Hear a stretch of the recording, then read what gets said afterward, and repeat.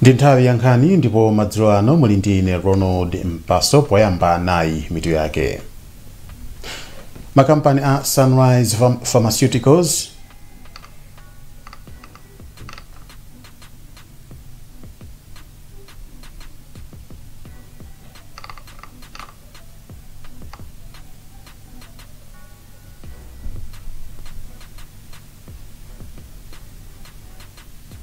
Makampani a Sunrise Pharmaceuticals ndi Chombe Food Products awalamula kuti abweze ndalama zokwana 3 billion kwacha zimene boma linawapatsa ngati chipukuta misozi.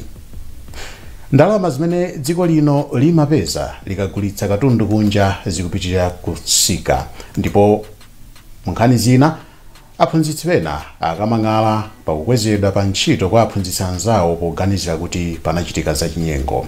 Ndi zimenezi ndi zina zambiri tiyeni tikhalire limodzi. Munkhani yathu yoyamba, bwalo lalikulu la milandu la Supreme mu mzinda wa Blantyre lalamula kuti makampani a Sunrise Pharmaceuticals komanso Chombe Food Products abweze ndalama zokwana 3 billion kwacha zimene analandira kuchokera ku boma ngati chipukuta misozi. Makampaniwa anapatsidwa ndalamazi katundu wawo ataonongedwa ndi anthu amene amachita zionetsero pa 20 July mchaka cha 2011. Makampani awiriwa amene ndi a mkulu wochita malonda a Leston Muli anakamang'ala ku bwalo kuti analuza katundu pa zionetserozi, ndipo mchaka cha 2017 bwalo linagamula kuti awapatse ndalamazi. Polankhulapo pa chigamulochi, mlangizi wamkulu wa boma pa zamalamulo a Thabo Chakaka Nyirenda anati ndi okondwa kamba kakuti Amalawi ndi amene apindule. Koma oyimira mbali ya odandaula pa mlandu a Tamando Chokoto wati alandira chigamulochi ndipo adikira kuti akambirane ndi okhudzidwa. Oweruza milandu a Lovemore Chikopa, a Sylvester Kalembera, a John Katsara, Mai Dorothy Nyakaunda Kamanga, a Charles Mkandavire ndi a Hile Potani ndi amene apereka chigamulochi. Ndalama zimene dziko lino limapeza potumiza katundu kunja zidatsika ndi magawo asanu ndi atatu pa 100 aliwonse mwezi wa March chaka chino kuyerekeza ndi mwezi wa February. Malinga ndi ripoti la mwezi wa March la Reserve Bank ya Malawi, ndalamazi zidatsika kuchoka pa $32.6 million mwezi wa February kufika pa $30.1 million mwezi wa March. Izi zakhala chomwechi chifukwa cha kuchepa kwa fodya amene dziko lino linatumiza kunja mwezi wa March. Zambiri mulipoti la Taonga Sabola. Malingana ndi ripoti la Reserve Bank ya Malawi, ngakhale fodya amene dziko lino linatumiza kunja mwezi wa March adali ochepa, sugar, macadamia, tea komanso ntedza zidatumizidwa zambiri. Ripoti lilatinso tikayang'ana kumbali ya katundu amene dziko lino limayitanitsa kuchokera kunja mwezi wa March chaka chino adatsika kufika pa $264.8 million kuchoka pa $293.7 million mwezi wa February. Izi zidadza chifukwa cha kuchepa kwa ndalama zakunja zimene dziko lino lidagwiritsa ntchito poyitanitsa mafuta, fetereza, newspaper ndi zina mwezi wa March chaka chino. Pamapeto pake, kusiyana kwa kuchuluka kwa ndalama zimene dziko lino limagwiritsa ntchito poyitanitsa katundu kunja ndi kuchuluka kwa ndalama zimene dziko lino limapeza likatumiza ndalama kunja kudafika pa ndalama zokwana $234.8 million mwezi wa March chaka chino kuchoka pa $261 million mwezi wa February chaka chino. Ndipo mmodzi mwa akatswiri zachuma m'dziko muno a Marvin Banda ati nthawi yakwana tsopano kuti dziko la Malawi liyambe kupanga katundu wa mtengo wapatali yomwe adzathandize kuti dziko lino lizipeza ndalama zochuluka. Sitimapanga katundu kuti anthu ena akatomotenga ndi kumaufisa kumene pasika. Fero tili mosi mwa value added chain. Which means kuti kakuja akaterekedwa amayeneraso akalowesa mumafakitale ndi zinthu zina maibwena kuti akapita napasika. Chifukwa chacho chimapezeka kuti competition ya ngati zimene zikukhala very high across our chain maibwena. For example, for what will you traditional even follow in about how to compete with see the many people. This might get us what new production capacity and yotani anthu ena asakaona zoti capacity ndiyochepa kwambiri sakhaso tichikha kuti abwere azapire misika mwana azayang'ane katukwana. dziko la Malawi limadalira kwambiri ulimi pa chuma chake. Bungwe la Civil Society Education Coalition latsindika zakufunika kwakuti boma lichitepo kanthu msanga pa nkhawa za aphunzitsi ena amene akuganizira kuti pachitika zachinyengo pa ndondomeko yokweza aphunzitsi anzawo.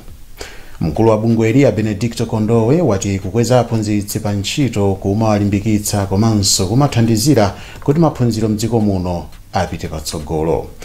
Lero gulu la aphunzitsi amene akudzitcha kuti aphunzitsi okhudzidwa analembera bungwe loyang'anira aphunzitsi komanso nduna za maphunziro aku primary komanso ku secondary kuwatulira nkhawa zawo pa nkhaniyi. Daniel Zimba ali ndi ripoti. Mwazina, gulu la aphunzitsiwa likudandaula kuti aphunzitsi ambiri amene sali pa mndandanda wawo omwe akwezedwa udindo posachedwa apa mbomali ali ndi zowayenereza zonse, monga kuti ena agwira ntchito kwa zaka 15 pa udindo umodzi. Nkhani ya kukwezedwa pa udindo yachitika mobisa, komanso kuti boma likumachedwa kuwakweza aphunzitsi pa ntchito. Gululi lachita izi pamenenso aphunzitsi ena a ODL mboma la Nsanje nawo adandaulanso pa nkhani ngati yomweyi. Mwezi wa Machi chaka chino, mtsogoleri wa dziko lino Lazarus Chakwera adalengeza kuti aphunzitsi mdziko muno akwezedwe m'maudindo, komanso kuti anthu ena amene adamaliza maphunziro awo auphunzitsi alembedwe ntchito m'malo mwa okwezedwa awo. Poyankhulapo, mkulu wa bungwe la Civil Society Education Coalition na Benedicto Kondowe ati madandaulowa ndi omveka ndipo boma likuyenera kuchitapo kanthu msanga. Wina aliyesa kama gwira ntchito amafuna promotion. Ndizodandaulitsa kwambiri kuti ndizoona kuti manambala a anthu amene asilidwa amene ndizowayenereza ambiri. So pali yense zimakhala zodandaulitsa. Ndi chifukwa chake mwina ifeyo ngati bungwe timalimbikitsa kuti ndondomeko za promotion zikhale ndondomeko zimene zikusatira kapena zopereka mwayi kwa anthu mmene agwirira ntchito mboma, kusiyana ndi kuti mwina yena aganiziridwe amene mwina ali ndi upangiri woperewera kapena agwira ntchito zaka zochepa, chifukwa zimakhala zobweretsa mbuyo kwambiri zimene zimathandizanso kuti masaka atatu alowe pasi. Pakadali pano, mtsogoleri wa bungwe la Teachers Union of Malawi Awile Malimba adzudzula bungwe la Local Government Service Commission pa nkhaniyi. Mneneri mu unduna wa zamaphunziro a primary ndi secondary a Christopher Banda wati aphunzitsi amene amayenera kukwezedwa m'maudindo pa mndandanda umene wangotuluka kumenewu anali okhawo amene agwira ntchito kwa zaka pafupifupi 10 komanso amene sanakwezedwepo m'maudindo. Anthu mdziko muno akupitirira kukumana ndi mavuto akusowa kwa shuga, ndipo izi zikuchititsa kuti pazikhala mpungwepungwe malo amene shuga akumapezeka. Kwa malinga nduna za malonda a Vitumbiko Mumba, mpungwepungwewu ukudza kamba ka anthu ochita malonda. Zambiri mulipotiri la Mercy Matonga. Times itendera sitolo ya chipiko yomwe ili munsewu wa Chilambola mu mzinda wa Lilongwe inapeza mizere italiitali komanso anthu akukangana kamba kuti anthuwo anamva kuti pamalowa pafika shuga. Agnes Kambanje, mmodzi mwa anthu ochita malonda kukawale mu mzinda wa Lilongwe, anali pamalowa ndipo iye anati amadikira munthu wina kuti agule shuga ndipo iye agule kwa munthuyo. Iye anati amagula shugayo kwa anthuwo pa mtengo wa 80,000 kwacha ndipo amakagulitsa pa mtengo okwererapo pang'ono. Koma titafunsa nduna ya zamalonda a Vitumbiko Mumba zomwe zachitika ndi shuga amene undunawo unalengeza kuti wayamba kunyamuka kusalima dzulo, Amumba anati si shuga yense amene amabwera mu mzinda wa Lilongwe. Iwo analozanso chala anthu ochita malonda kuti ndiwo akupangitsa kuti pakhale mavuto pa nkhani ya shuga mdziko muno. Dziko la Malawi lakhala likumana ndi mavuto a shuga zomwe zapangitsa kuti shugayo azikhala okwera mtengo ku mashopu ang'onoang'ono.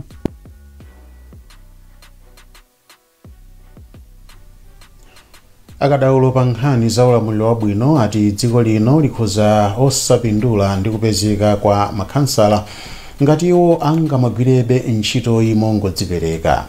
Mosiyana ndi aphungu ku nyumba ya malamulo amene amalandira malipiro pa mwezi, makhansala amangolandira ndalama zowathokoza zokwana 150,000 kwacha. Isaac Salima akufotokoza. Makhansala amagwira ntchito yawo mongodzipereka chabe pansi pa makonsolo mdziko muno. Iyi ndi chifukwa chake iwo amalandira ndalama ya chithokozo chabe imene ndi 150,000 kwacha pa mwezi, komanso mafuta oyendera pa nsewu okwana malita 40. Koma izi ndosiyana malinga ndi ntchito yayikulu imene iwo amagwira, malinga ndi kuti amayeneranso kumayang'anira zitukuko zosiyanasiyana zimene zimachitika m'madera awo. Koma ngakhale izi zili apo, ndalama zimene amalandira pa mwezizi zakhala zisakuunikidwa. Kuchokera mchaka cha 2014 pamene makhansala adayambiranso kugwira ntchito zawo, ndalama zachithokozo zimene amalandira pa mwezi zidachoka pa 80,000 kwacha ndipo pano zafika pa 150,000 kwacha. Koma malinga ndi mkulu amene amayang'anira makhansala awa, Hadrod Nkandawire, wati ndizokhumudwitsa kuti ndalama zimene makhansala awa amalandira sizikuunikidwa ngakhale kuti boma lakwezera anthu ena monga mabodi komanso mafumu pakatipa. Mukayang'anisa kwambiri ndoti ndamamene ndotsikako kulingana ndi mene anthu amene amayembekezedwera kuti azitereke. Inde tikudziwa kunena kuti anthuwa sikuti amayena zasayefatso kuti akugwira ntchito cha full time ayi. Komabe tikuona kuti tikachosa ntchito amagwirayo nkubwera kuti zakuchita khonso ndikuti koko siyasa kupanga mchere wawo. Ndingatasiwa panga mchere wawo kene koko kamabwera kuko padzekhala ndi kuti asanapanga zinthu mwachangu othamangira kapena mosadzipereka pakuti akuona kuti mnakoze kwachedwetsa ayi. Amene amayankhulapo pa ulamuliro wabwino a Joseph Chunga ati ndikuyenera kuti dziko lino liwunikenso malamulo ake pa nkhani yokhuza makhansala. Iwo ati mmene zimayendera makhansala akuyena omakhala ndi zina zochita ndi kumangogwira ntchito imongozipereka chabe, koma ndi mmene zilili ndi zosatheka mdziko muno ndipo nkuyenera kuunika nkhaniyi.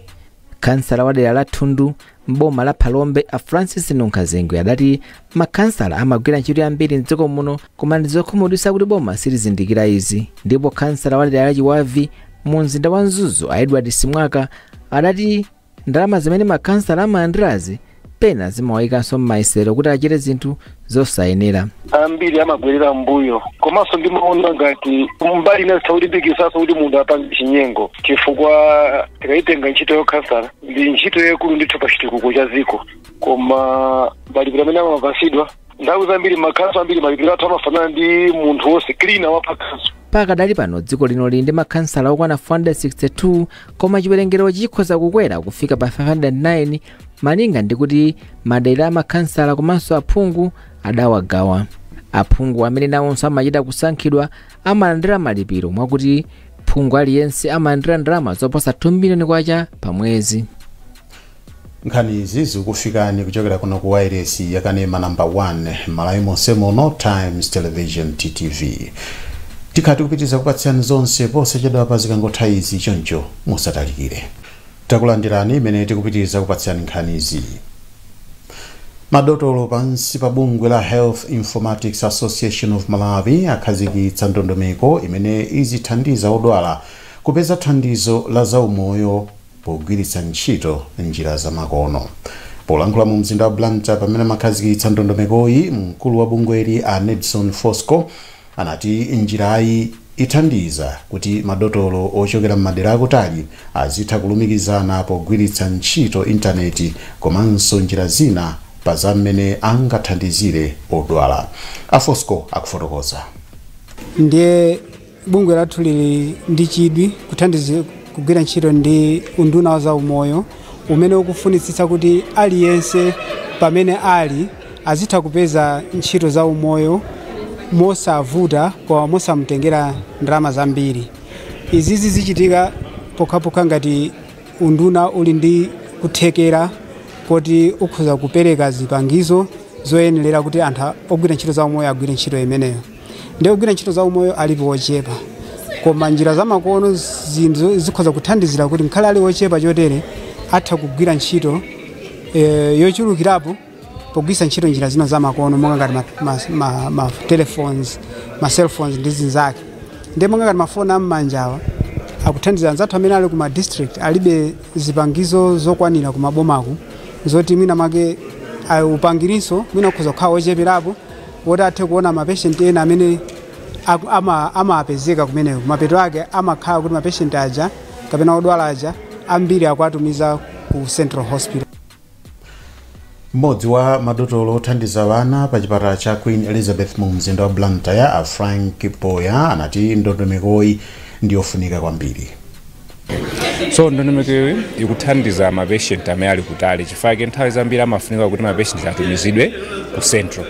zimenezo zimatenga nthawi komanso zimathanso kutenganso ndrama mbali ya transport also patient amati akabwera kuti akakhalanso kuno kosamafunika akhalenso ndi ndrama zimene komano tikakhala ndi ndondomeko ya telecommunication ndoti zitha kumuthandiza patient ali kutali ndikuti zinazo tizichosa komanso zithandiza kuti ma-clinician athu ali kutaliwo akuthanso kuphunzira ntchitoyo osafunika kubwera kunoko ku central zimene zithandizira ndimene zinthu zikusinthira muziko muno even Malawi muno mweti telecommunication kameti maneno panopo timatha kutumiza mobile money kuti simufunika kupita ku banki ndimene azioneranso telecommunication ya medicine kuti iwo angatokhala kuti ali kutali koma angathebe kupeza ndi dokotala wamkulu asanafike ku central then ndimene azionera kuti anthu aziziwa kuti zimene zikuchitikira ndi kandi Airtel Money mbaliso ya kuthandiza kwechithando cha kuchipatala ziziyendanso momwewo.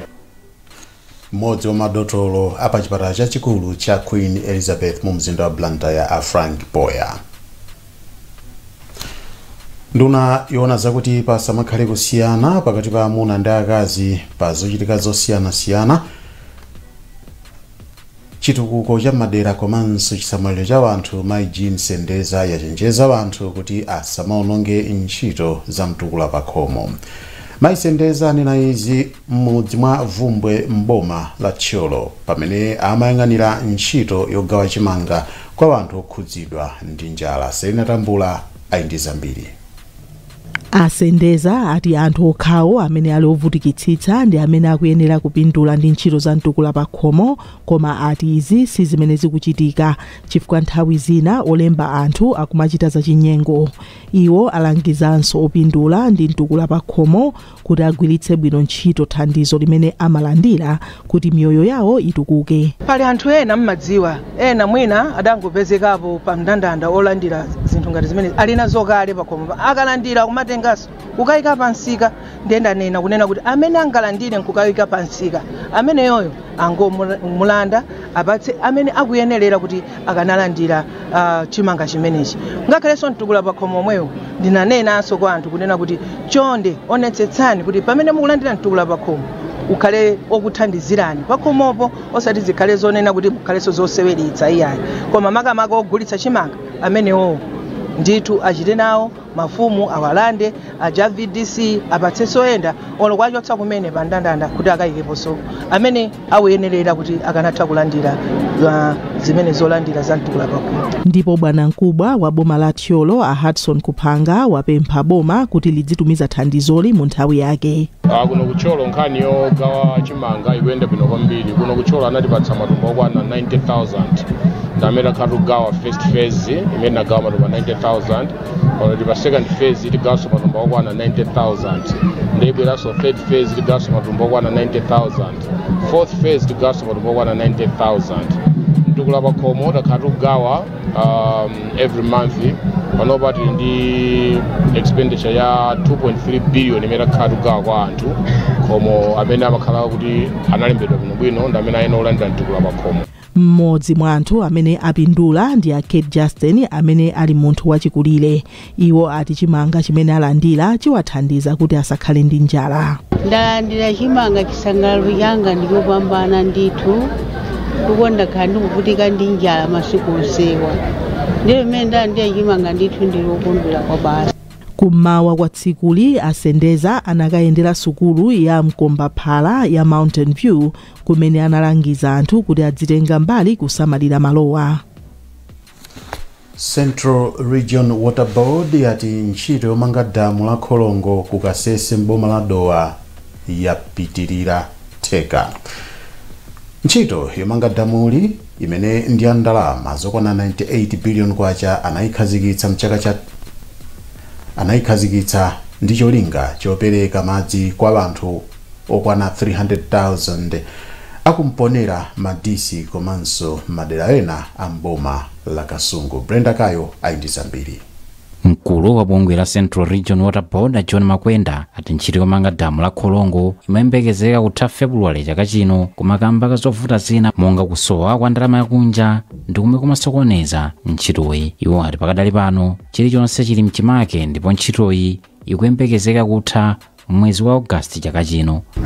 Construction apapa ndi yafika pachimake penipeni chifukwa pano tikutseka ano mtsinje ucha tikutseka momalizitsa chifukwa timadikira kuti madzi a mvula adutsekaye apa chiyembekezo chikhale chokwera kwambiri kwa Malawi kuti project cha panova yalunjikako kamalizidwa. Wapampando wa bodi ya Central Region Water Board a Ronald Chamthunya omwe lachinayi anayendera ntchitoyi pamodzi ndi bodi yawo ati ndokhutira ndi momwe ntchitoyi ikuyendera. Ntchito pano pa Nkolongo ikuyenda bwino kwambiri and we are so excited ndi progress imene yakhalapo monga mmene ilili damu limeneli ndilosiyana ndi madamu ena onse because this one is a multi-purpose. Pali zinthu zingapo zimene ziti zichitike pano. Ntchito manga damuli yomwe ndiyo ndalama zokwana 96 billion kwacha kuchokera kuboma la Malawi ifikira anthu oposera 300,000 ndi madzi aukhondo komanso malo aulimi wamthirira oposera mahekitala 1,500 ndi ntchito ya ulimi wa nsomba. Poyamba lingaliro la ntchitoyi idali yotigwiritsa ntchito ndalama zokwana 76 billion kwacha koma ndalama zidakwera kamba kakugwa kwa mphamvu ya kwacha.